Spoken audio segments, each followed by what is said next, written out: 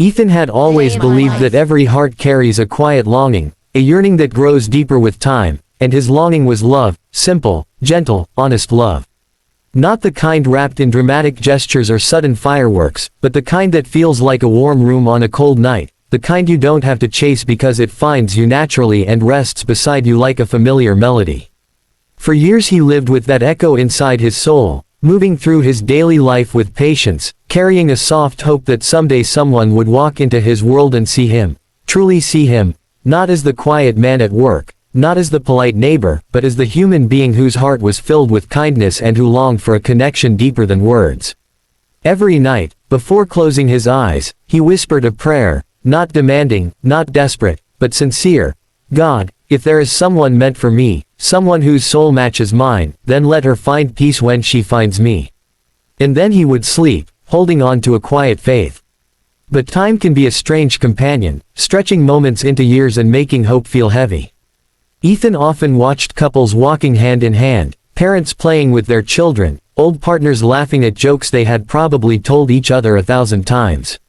And though it warmed him to see happiness around him, a small ache pressed gently against his heart, reminding him that his life had yet to share that chapter. He wondered if maybe he was meant to walk alone, to live quietly, to serve others with compassion without ever being chosen in return. He told himself that God's timing was perfect, that patience was a form of faith, but sometimes, in the stillness of night, he wondered if God had forgotten his prayer. He wondered if perhaps love was not part of his story, or if he needed to become someone else, someone louder, more confident, more daring. But every time he tried to imagine changing himself, he stopped.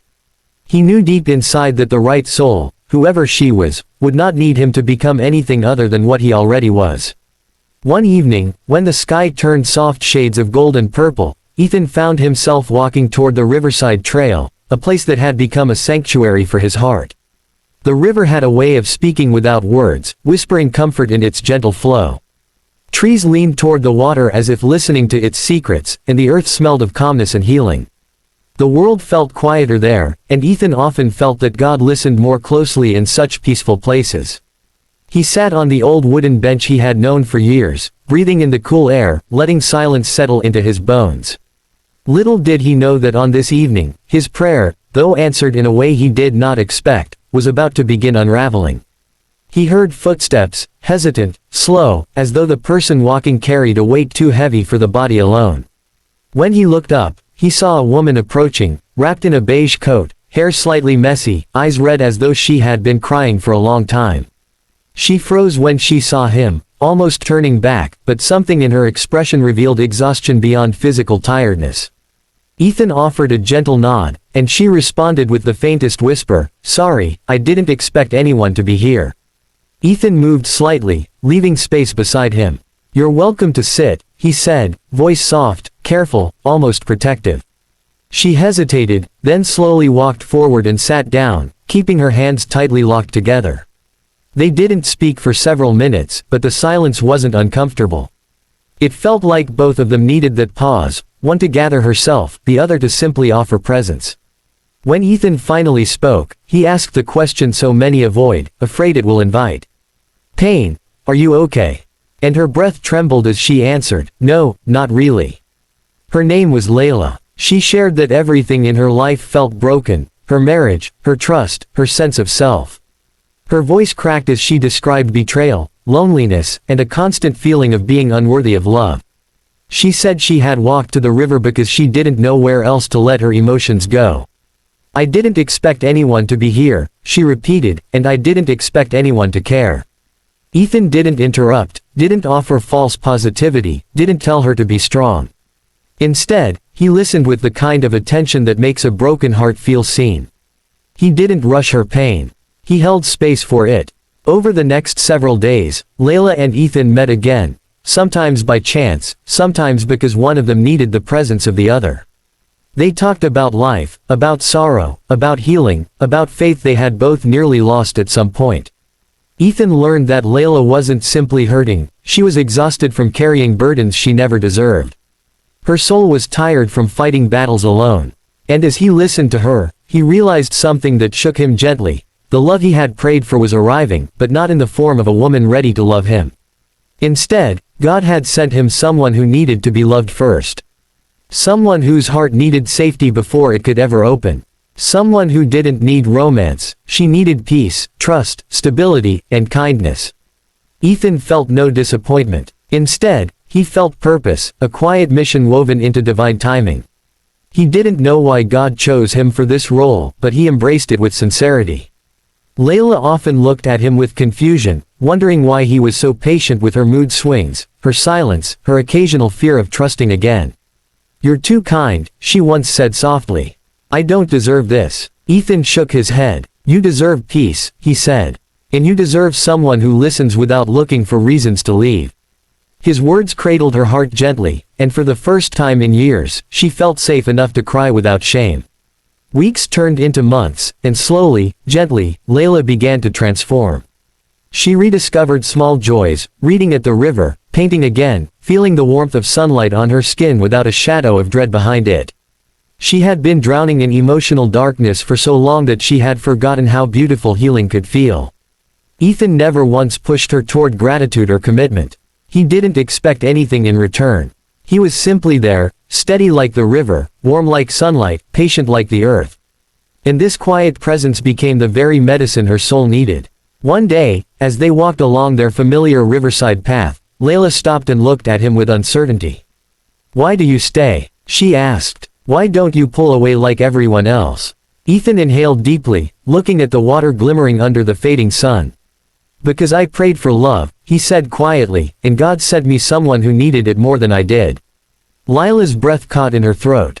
His words were not romantic, they were true, and the truth struck her heart with warmth she had not felt in years. She realized that Ethan wasn't loving her because he wanted something from her.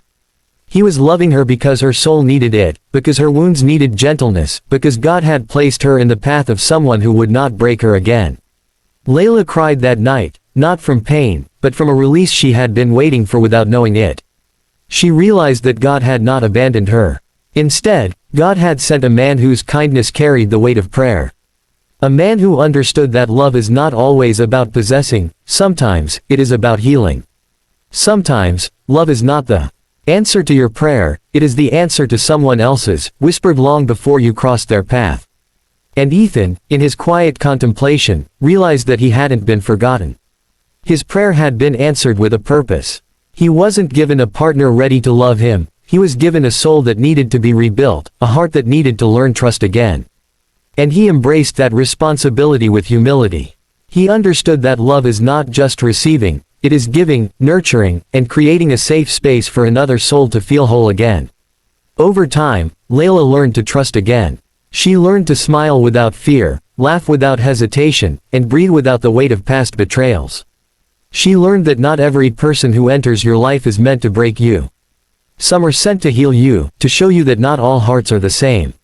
Some people come into your life as a reminder that God listens to the cries we don't voice out loud. And one evening, standing by the river that had witnessed their first conversation, Laila turned to Ethan and whispered, "Maybe you didn't receive the love you prayed for. But you gave me the love I prayed for." Ethan smiled, gentle, warm, and full of understanding. "No prayer goes unanswered," he said. "Sometimes God answers through us." In that moment, their souls understood something deeper than romance. They understood divine timing, sacred healing, and the kind of spiritual connection that grows not from longing, but from purpose. Laila knew she was loved, not because Ethan demanded it, but because he gave her the space to feel worthy again. And Ethan knew his waiting had meaning, not because he sought a partner, but because he was chosen to help someone rediscover herself. Their bond became a quiet testament to the truth that God's plans are never random. They are gentle, precise, and full of wisdom. Sometimes you receive love, sometimes you give it. Both are sacred. Their journey didn't end with dramatic declarations or instant romance. It continued with soft conversations, healing moments, shared silences, and growing trust. And one day, when Laila's heart felt whole again, love blossomed naturally, like a flower finally receiving the sunlight it had been deprived of for too long. They discovered that love born from healing is stronger than love born from desire. It is patient, thoughtful, spiritual, and deeply rooted in truth. And now, as you listen to their story, let it remind you of something important. If you are waiting for love, if your heart aches for companionship, if your soul longs for someone who understands you, remember that God hears every whisper. God knows the shape of your loneliness. God knows the weight of your longing. And God sends people into your life exactly when your soul needs them. Sometimes you are the one who receives love. Sometimes you are the one chosen to give it. But in both cases, you are part of a divine plan woven with meaning. So keep your heart gentle. Keep your faith steady. And trust that love, real, healing, God-sent love, will find you at the moment you are ready, and at the moment someone else needs you just as deeply.